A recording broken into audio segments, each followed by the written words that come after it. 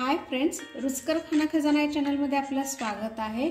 मी आज आपल्याला बेसन पॅनकेक कसा करायचा तो सांगणार आहे। तर त्यासाठी मी इथे 2 बाउल भरून बेसन पीठ भिजवून ठेवलेलं आहे आणि याला 10 मिनिटं रेस्ट दिलेला आहे। ऑलरेडी 10 मिनिटं भिजवून झालेलं आहे। या वाटीने मी 2 वाटी पीठ घेतलं होतं बेसन पीठ।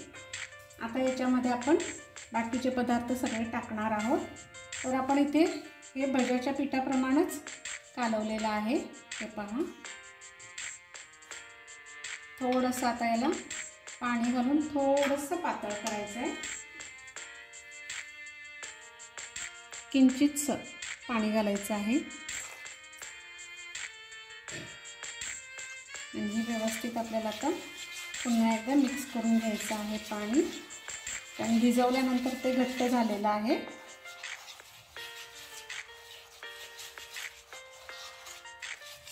आता याची कन्सिस्टन्सी पहा, अशी आहे।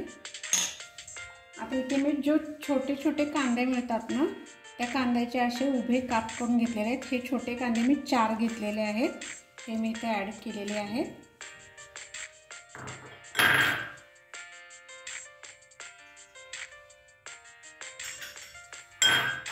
त्यानंतर इथे अर्धा चमचा जिरे घेते। आपण भज्याला ओवा घेतो, इथे ओवा बिलकुल घ्यायचा नाही आहे। इथे जिरे घेतलेले आहेत मी, आणि मी इथे बारीक मिरच्यांचे तुकडे करून घेतलेले आहेत।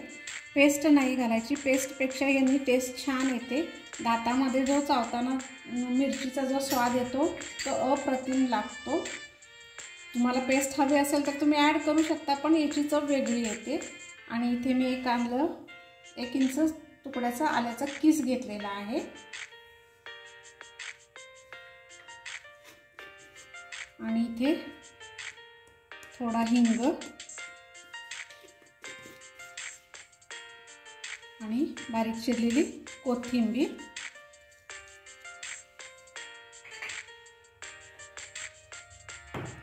याच्यामध्ये घालायचं आहे आता चवीपुरतं मीठ। मी भिजवताना मीठ घातलं नव्हतं, सो आत्ता मीठ घालते मी, आणि चिमूटभर खाण्याचा सोडा। याने छान हा केक फुलतो।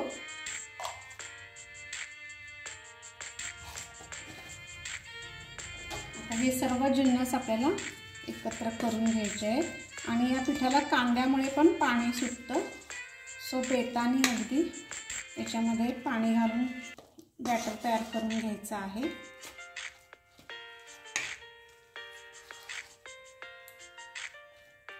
याला 1-2-3 मिनिटं आपण ठेवूया, म्हणजे व्यवस्थित कांद्याचा जो अर्क आहे या पिठामध्ये उतरेल। 2-3 मिनिटं आपण आता साईडला ठेवूया, तोपर्यंत पुढची तयारी दाखवते मी। तर इथे मी लोखंडी कढई घेतलेली आहे, आणि याच्यामध्ये मोठ्या चमच्याने 3 चमचे तेल घेतलेलं आहे, आणि आता हे मी गरम करायला ठेवलेलं आहे। आधी व्यवस्थित गरम झालं की मग तो बॅटर आपण याच्यामध्ये ट्रान्सफर करायचा आहे। आता इथे मी हाय फ्लेमवर तेल गरम करून घेतलेलं आहे, त्यानंतर मी एकदम लो फ्लेम केलेली आहे। आता हा बॅटर आहे याच्यामध्ये ओतायचा आहे, हळूवार सोडायचा आहे, कारण ना याच्यामध्ये तेल भरपूर असल्यामुळे त्या अंगावर उडण्याची शक्यता आहे।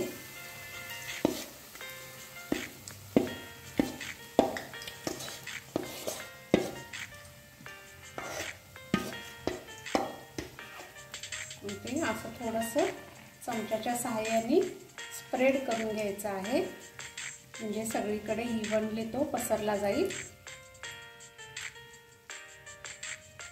आणि अगदी लो फ्लेमवर याला शिजवून घ्यायचं आहे। आता याच्यावर आपण झाकण ठेवून द्यायचं आहे आणि व्यवस्थित त्याला वाफू द्यायचं आहे। एकदम बारीक फ्लेमवर करून घ्यायचं आहे, नाहीतर खाली तो पॅनकेक आहे तो करपून जाईल। सो आता आपण हे व्यवस्थित त्याला वाफवून घेऊया। आता हे आपण झाकण काढून घेऊया।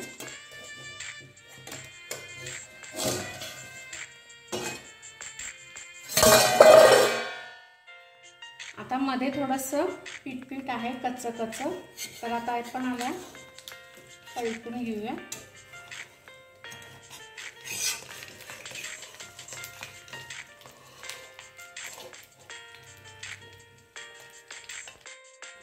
व्यवस्थित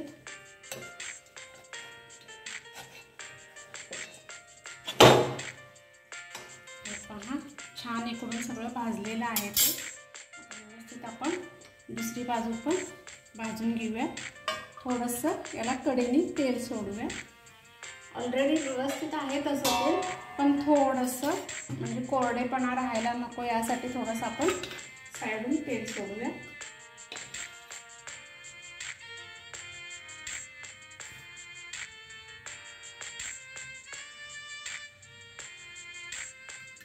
आता ही पण बाजू आपण व्यवस्थित दुसरी भाजून घेऊया। आता इथे आपण चाकूच्या सहाय्याने पाहूया। हे पहा, अगदी क्लीन आलेला आहे। त्या अर्थी हे झालेलं आहे, तरी आपण पलटून पाहूया झालेलं आहे का। 15 ते 20 मिनिटं याला नक्की लागतात व्यवस्थित व्हायला। हे पहा, ही पण बाजू व्यवस्थित थोडंसं इकडे थोडंसं आपण आता ठेवूया त्याला।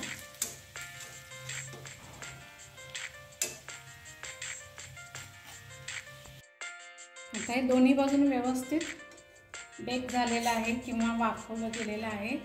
आता मी हे काढून घेते।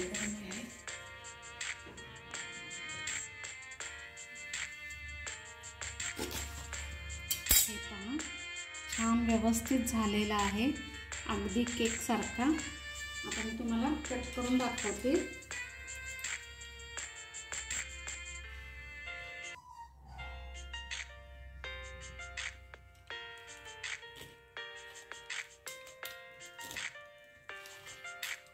वरून थोडासा क्रिस्पी आणि आत असा व्यवस्थित मऊ।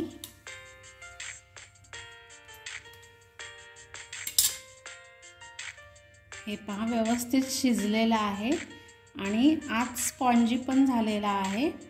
हे पहा, स्पॉन्जी पण झालेला आहे। आता आपण याचे पीसेस कट करूया। या रीतीने हा बेसन केक तयार आहे। एकदम टेम्पटिंग लागतं।